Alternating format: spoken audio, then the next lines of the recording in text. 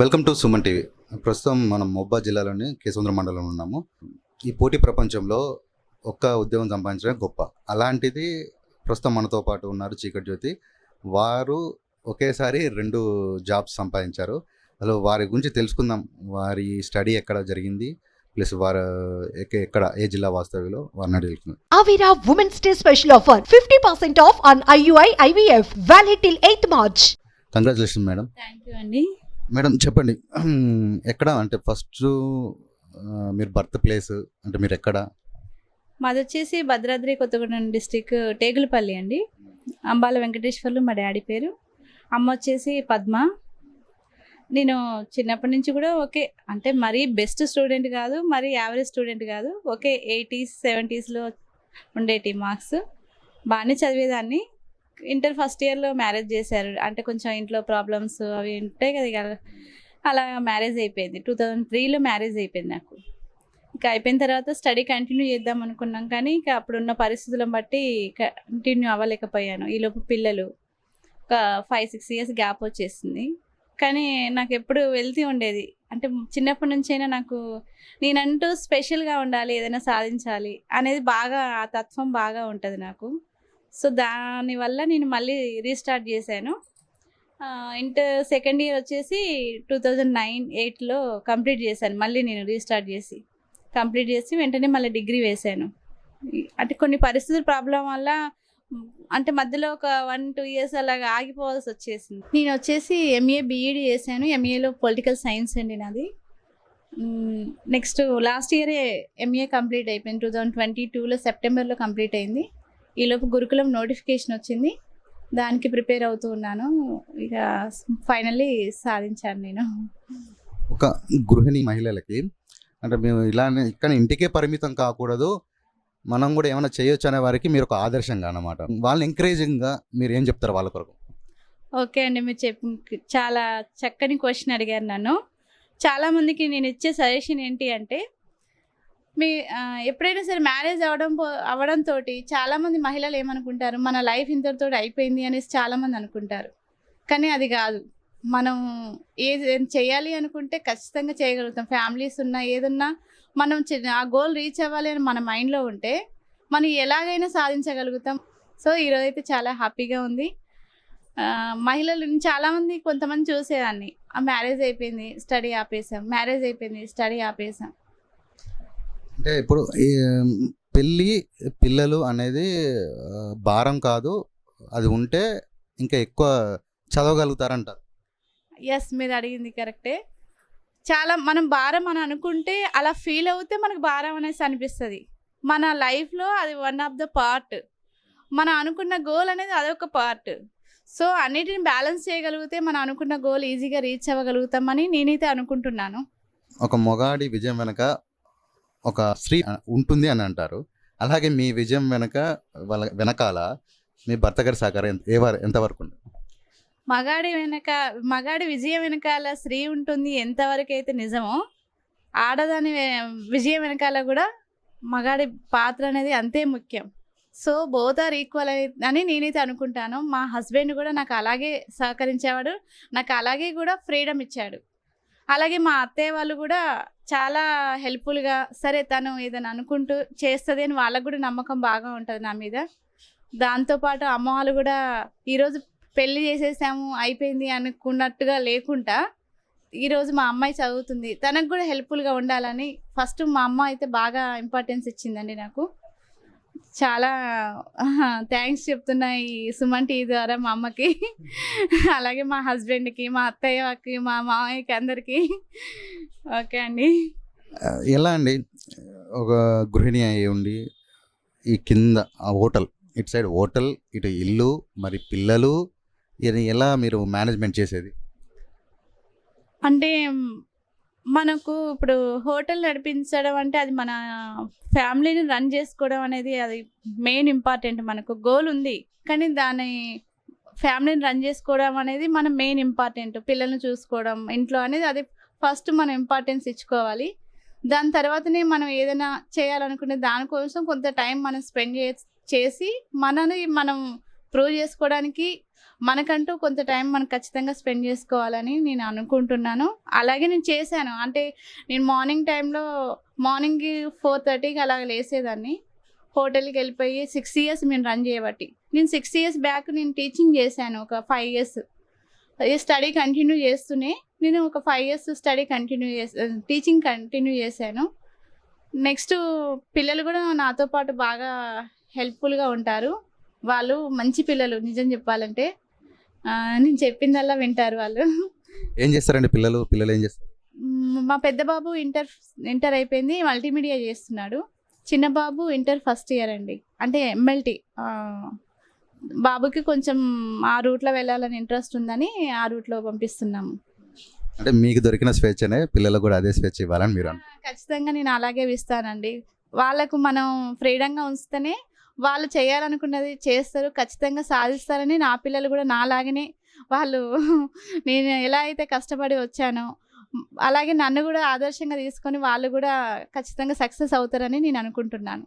ఇప్పుడు చదువు విషయంలో అంటే మీరైతే ఇప్పుడు జాబ్స్ సంపాదించారు కదా, అంటే ఎలా ఇంతకుముందు ఇదే అడిగాను క్వశ్చన్, మళ్ళీ ఎందుకు అడుగుతున్నానంటే మీ చదువు అనేది ఎలా మేనేజ్ చేస్తారు? అంటే ఎక్కడ మీకు టైం దొరికేది, చదవడానికి ఎక్కడ టైం దొరికేది, ఎలా చదివేవారు? అండ్ చదవాలంటే ఇప్పుడు ఎలాంటి పద్ధతి, అంటే మీరు ఒకటి అనుకుంటారా టైం టేబుల్ ఒకటి, లేకపోతే ఈ ప్యాటర్న్ వెళ్ళిపోతానని, అంటే యువతకు కూడా కొంచెం అలాంటి సజెషన్స్ మీ తరపు నుంచి వెళ్ళు. ఓకే అండి, నేనైతే మార్నింగ్ టైంలో నేను స్టడీ అయితే కంటిన్యూ ఎప్పుడుగా చదివింది లేదు, కానీ మార్నింగ్ టైంలో పిల్లల్ని స్కూల్కి పంపించడం అయితే, నెక్స్ట్ హోటల్ రన్ చేసుకోవడం, అది ఈవినింగ్ వరకు ఉంటుంది వర్క్.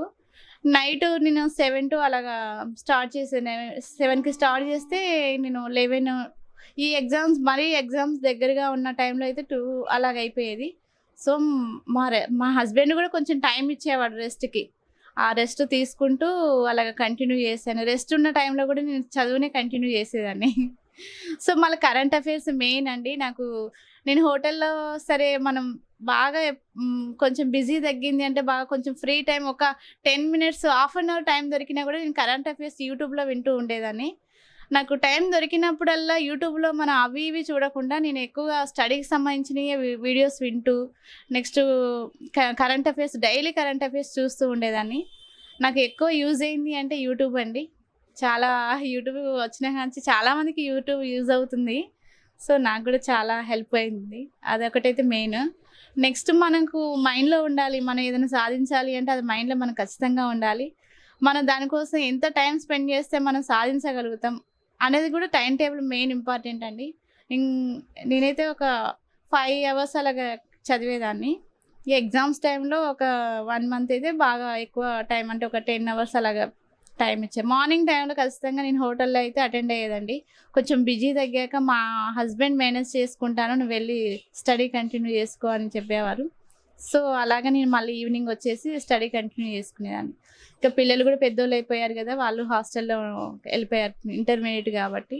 సో అది కూడా కొంచెం నాకు టైము వర్కౌట్ అయింది. ఎన్ని జాబ్స్కి అంటే అటెంప్ట్ చేశారు?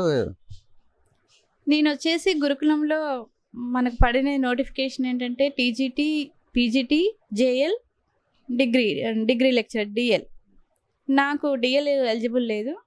నేను రాసింది TGT, PGT, JL junior lecturer. 3 select అయ్యాను. అంటే టీజీటీ 1:2లో సెలెక్ట్ అయ్యాను, అది రీసెంట్గా వచ్చింది, ఇంకా ఫైనల్ లిస్ట్ రాలేదు. అది పీజీటీ ఫైనల్ లిస్ట్లో సెలెక్ట్ అయ్యాను, అలాగే జూనియర్ లెక్చరర్ కూడా ఫైనల్ లిస్ట్లో సెలెక్ట్ అయ్యానండి. నేను మొత్తానికైతే 2 jobs అంటారు. 2 ఏంటి అండి? సెలెక్ట్ అయ్యాను, పీజీటీగా సెలెక్ట్ అయ్యాను, జూనియర్ లెక్చరర్గా కూడా సెలెక్ట్ అయ్యాను. ఏది సెలెక్ట్ చేసుకుంటారు మేడం? జూనియర్ లెక్చరర్గానే వెళ్దామని అనుకుంటున్నాను. ఎందుకు? అంటే ఏదైనా టీచింగ్ ప్రొఫెషనే, నేను మెయిన్ టీచింగ్ ప్రొఫెషన్కి వెళ్ళాలనే నేను ఎక్కువ ఇంపార్టెన్స్ ఇచ్చాను. సో 3 రాశాను, 3 అటెండ్ చేశాను.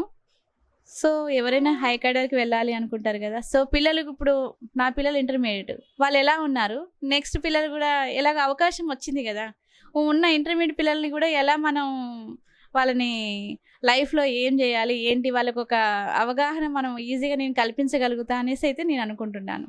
అవును మేడం, మీరు చెప్పింది వాస్తవమే. ఇంటర్మీడియట్ స్థాయి అనేది ఒక మలుపు, ఒక అడుగు అటు ఒక అడుగు, అంటే అది ఇంటర్మీడియట్ నుంచెల్లే వాళ్ళు తీసుకునే డిసిజన్ మీదనే వాళ్ళ జీవితం ఆధారపడుతుంది. అక్కడ కరెక్ట్ స్టెప్ చేస్తే మాత్రం వాళ్ళు ముందుకు కరెక్ట్ వేలో వెళ్ళిపోతారు. ఎలాంటి సిలబస్ అంటే దీనికి ఒక టైం టేబుల్ ఆర్ ఒక మెటీరియల్ ఉంటుంది కదా, అంటే మీరు ఏం వాడారు, ఎలాంటి కోచింగ్ తీసుకున్నారు? నేను కోచింగ్ అంటూ ఏమీ తీసుకోలేదండి, నా ఓన్ ప్రిపరేషనే. కోచింగ్కి వెళ్దామని ఐడియా ఉండే, కానీ నాకున్న ఈ ఈ వదిలేసి వెళ్ళే అంత నేను సాహసం అయితే చేయలేదు. సో అయితే ఫస్ట్ మనం ఏంటంటే ఆ మెటీరియల్ గ్యాదర్ చేసుకోవాలి. మెటీరియల్ ఎక్కడి నుంచో లేదండి, మన అకాడమీ బుక్స్లోనే ఉన్నాయి. నేను ఇంటర్మీడియట్ వరకు అకాడమీ బుక్సే ప్రిఫర్ చేశాను, అవే ప్రిపేర్ అయ్యాను. ముందు మనం ఎక్కడ అంటే ఒక సిలబస్ మనకి ఇస్తారు కదా, ఆ కాపీ మనం జిరాక్స్ తీసుకొని నేను పెట్టుకున్నానండి. ఆ టాపిక్లో ప్రతి టాపిక్ మనం ఎక్కడ ఉంది, ఏం చదవాలి, అంతవరకు చదవాలి. కానీ అలా కాకుండా మనం బుక్స్ ఉంది కదా, బుక్స్ మొత్తం చదివేయాలి అన్నట్టుగా చదివేస్తూ ఉంటారు. అది అలా కాదు. సిలబస్ మెన్షన్ చేసింది మనం ముందు ప్రిఫరెన్స్ ఇచ్చేసి దాన్ని కంప్లీట్ చేసుకోవాలి. దాన్ని ఎక్కువసార్లు మనం రివిజన్ చేయాలి. రివిజన్ చేయడం వల్ల మన మైండ్లో బాగా గుర్తుంటుంది. మనం ఒకసారి చదివేగానే చదివేసాము అనేసి అనుకోకూడదు. రివిజన్ ఇంపార్టెంట్ అండి. నేనైతే ఎక్కువసార్లు రివిజన్ చేయడం వల్లనే నేను ఈ సక్సెస్కి అయితే కారణం. ఇంకా అకాడమీ బుక్స్, నెక్స్ట్ కోచింగ్ సెంటర్లు అంటే నేను మెథడ్కి అయితే ఇంగ్లీష్ ఉండేదండి, నా తెలుగు మీడియం బ్యాక్గ్రౌండ్. ఇంగ్లీష్కి వచ్చేసరికి టెర్మినాలజీ, ఆ వర్డ్స్ కొంచెం డిఫరెంట్గా ఉండేవి. సో నేను కొంచెం చూస్తే బెటర్ అనిపించి నేను ఎమ్ఎల్ఈ వాళ్ళది ఆన్లైన్ కోర్స్ అయితే ఒక మెథడ్ కోసం తీసుకున్నాను. సార్ది బాగుంది, అదైతే ఫాలో అయ్యాను. అది వినుకుంటూ నేను మెథడ్ ప్రిపేర్ అయ్యానండి. మీరు హోటల్ నడుపుతున్నారు, మీరు ఒకే టైంలో మీరు 2 జాబ్స్ కొట్టారు, ఒక పై స్థాయికి వెళ్తున్నారు. విమర్శలు అనేవి కొంచెం ఉంటాయి బయట కూడా. అంటే హోటల్ నడిపే ఉన్న జ్యోతి గారు చేయగలుగుతుందా, ఇన్ని ఆమె సంపాదించగలుగుతుందా, జాబ్ వస్తుందా అని ఇలా కొన్ని విమర్శలు ఉంటాయి. ఇలాంటి విమర్శలు మీరు ఏమైనా ఎదుర్కొన్నారా? ఖచ్చితంగా నేను చాలా విమర్శలు ఎదుర్కొన్నానండి. మన చుట్టుపక్కల ఉన్న వాళ్ళే మన శత్రువులు. మన ముందు చాలా మంచిగా ఉంటారు, మన వెనకాల ఎన్నో అంటారు. ఈ ఏజ్లో ఏమకు చదువు అవసరమా, వీళ్ళకి ఏమైంది, వీళ్ళకి ఉండొచ్చు కదా అలాగా. ప్రతి మనిషి ఒక ఉన్నత స్థాయికి వెళ్ళాలని ప్రతి మనిషికి ఉంటుందండి. దానికోసం మనం కష్టపడుతున్నాం. కష్టపడ్డ తత్వాన్ని ఎంకరేజ్ చేయాలి, కానీ ఇక్కడ ఉన్న పక్కన వాళ్ళు దాన్ని డిస్కరేజ్ చేయడానికే మాట్లాడతారు. సో మనం ఎప్పుడైనా సరే ఒక హంస ముందు మనం పాలు నీళ్ళు కలిపి మనం పెడితే హంస ఏం చేస్తుంది, ఓన్లీ పాలను మాత్రమే స్వీకరిస్తుంది. సో మనం కూడా అంతే, మంచి చెడు అనేటివి మన చుట్టుప్రక్కల ఉంటాయి, కానీ మనం మంచిని మాత్రమే స్వీకరించాలి, చెడును పట్టించుకోవద్దు. చెడు అనేది ప్రతి వాళ్ళ సరౌండింగ్స్లో ఉంటాయి. సో దాన్ని ఎప్పుడు మనం కూడా చెడుని మనం ఎంత తక్కువ మనం పట్టించుకుంటే మన సక్సెస్ అనేది మంచి వేలో అంత ముందుకు వెళ్తుందని నేనైతే అనుకుంటున్నాను. ఓకే మేడం, అంటే మీ సక్సెస్ ఇక్కడితోనే ఆగిపోతుందా, ఇంకా ముందుకు వెళ్ళే ఆలోచనలు ఏమైనా ఉన్నాయా? నేనైతే గ్రూప్స్కి కూడా అప్లై చేశానండి, గ్రూప్స్ కూడా ప్రిపేర్ అవుతున్నా. కానీ నాకు ఉన్న ఈ టైము ఇంకా అంటే నాకు బిఎడ్ ఇవన్నీ కొంచెం నేను మొదటి నుంచి చదివి ఉన్నాను కాబట్టి గురుకులంలో నాకు ఈజీగా నేను కొట్టగలిగాను. గ్రూప్స్కి అయితే ఇంకా కొంచెం టైం స్పెండ్ చేయాలి. సో నేను ఇప్పుడు ఆల్రెడీ టీచింగ్ ఫీల్డ్కి వెళ్తున్నా అంటే మనం సబ్జెక్ట్ నేర్చుకోవడానికి ఇంకా మనకు ప్లాట్ఫామ్ అన్నట్టు, ఆల్రెడీ మనకున్న సబ్జెక్ట్ని ఇంకా డెవలప్ చేసుకోవడానికి. సో నాకు ఇది కూడా బెటర్ అవుతుంది. నేను ఇప్పుడు ఉన్న ఫీల్డ్ వేరుండే, టోటల్ డిఫరెంట్ ఫీల్డ్. ఇప్పుడు నేను ఒకే ఫీల్డ్కి వెళ్ళిపోతున్నా, టీచింగ్లోకి వెళ్తున్నా కాబట్టి మనకున్న సబ్జెక్ట్ని ఇంకా మనం ఇంప్రూవ్ చేసుకోవడానికి మంచి అవకాశం నాకు దొరికింది. నేను ఖచ్చితంగా గ్రూప్స్ అయితే అటెండ్ చేద్దాం అనుకుంటున్నా. ఇంటర్మీడియట్తో ఆగిపోయిన మీ చదువు తర్వాత పెళ్లి తర్వాత ఎలా ముందుకు సాగింది? ఫస్ట్ ఇయర్ టేకులపల్లి వరకు మ్యారేజ్ వరకు కంప్లీట్ చేశానండి. సెకండ్ ఇయర్ ఆగిపోయింది. పిల్లలు మళ్ళీ స్కూల్కి వెళ్ళే టైంలో నేను రీస్టార్ట్ చేశాను. సెకండ్ ఇయర్ మహర్షి జూనియర్ కాలేజ్లో చేశానండి. కంప్లీట్ అయిపోయిన తర్వాత వెంటనే నేను మహర్షి డిగ్రీ కాలేజ్లోనే వేశాను. మహర్షిలో డిగ్రీ కంప్లీట్ అయిపోయింది. అదే టైంలో నేను డిఎడ్ చేశానండి. 2014-15 బ్యాచ్ డిఎడ్ కంప్లీట్ అయిపోవడంతో 2017లో ఎస్జిటి పోస్ట్ నాకు 6 మార్క్స్ తోటి మిస్ అయిందండి. మిస్ అవ్వడం నేను కొంచెం అనిపించింది, బాధ అనిపించింది, కానీ డిసప్పాయింటెడ్ అయ్యాను కొంచెం. సో మళ్ళీ నెక్స్ట్ అది కాదు, మళ్ళీ గురుకులంలో పడ్డాయి. అదే టైంలో నాకు బిఎడ్ పీజీ లేదు. సో అదే టైంలో నేను స్కూల్ మానేసి హోటల్లో పార్ట్ టైం చేసుకుంటూ బిఎడ్ అండ్ పీజీ 2 కంప్లీట్ చేశాను. 2 కంప్లీట్ అయిన తర్వాత ఈలోపు గురుకుల నోటిఫికేషన్ వచ్చిందండి. దానికి నేను ఎలిజిబుల్ అయ్యాను. కానీ నాకు ఇంటర్ ఫస్ట్ ఇయర్కి సెకండ్ ఇయర్కి 6 ఇయర్స్ గ్యాప్ వచ్చింది. మహిళలకు కానీ, యువతకు కానీ, గృహిణి మహిళలకు కానీ మీరు మా సుమన్ టీవీ తరపున ఎలాంటి సందేశం ఇవ్వాలనుకుంటున్నారు? అంటే మీరు ఒక ఇన్స్పైరింగ్, ఇప్పుడు ఫస్ట్ ఇక్కడ మీరు ఏంటంటే ఒక స్ఫూర్తిదాయకంగా నిలిచారు. ఒకేసారి 2 జాబ్స్ మీరు గెలుచుకున్నారు. మీ మాటలు అనేది వాళ్ళకి కావాలి, మీ మంచి మాటలు చెప్పండి. ఓకే అండి. ఇప్పుడు ఉన్న యువత అయితే మన స్మార్ట్ ఫోన్స్ వచ్చిన కాంచి వాళ్ళు మంచి కన్నా చెడుదో ఎక్కువ పడుతున్నారు. సో నేను చెప్పేది ఏంటి అంటే మనం టెక్నాలజీ యూజ్ చేసుకోవాలి, కానీ మంచినే గ్రహించాలి. మంచి రూట్లో వెళ్తే మనం సక్సెస్ ఈజీగా సాధించగలుగుతాము. అలాగే నేను ఇంకా ఒక మెసేజ్ ఏమి ఇవ్వాలనుకుంటున్నా అంటే, నాలాగనే చాలామంది మ్యారేజ్ తోటి స్టడీ ఆపేసిన వాళ్ళు ఉంటారు. సో స్ట్రగుల్ అయ్యే వాళ్ళు చాలామంది ఉంటారు. మ్యారేజ్ తోటి స్టడీ ఎప్పుడు ఆపొద్దు అని నేను అంటాను. ఖచ్చితంగా మనకంటూ ఒక ఎంపవర్మెంట్ అనేది ఖచ్చితంగా ఉండాలి. మనకు సెల్ఫ్ రెస్పెక్ట్ అనేది మన ఒక స్టడీ తోటి, మనం చేసే ఒక ఎంప్లాయ్మెంట్ తోటి అది ఆటోమేటిక్గా ఇంట్లో కానీ బయట కానీ మనం గౌరవంగా బ్రతకడానికి చాలా మనకు సహాయపడుతుంది. సో మనం ఎన్నుకున్న దారి మంచిది అయితే ఆ రూట్లోనే వెళ్ళడం మనకు సక్సెస్ అనేది ఖచ్చితంగా ఇస్తుందని నేను చెప్తున్నాను.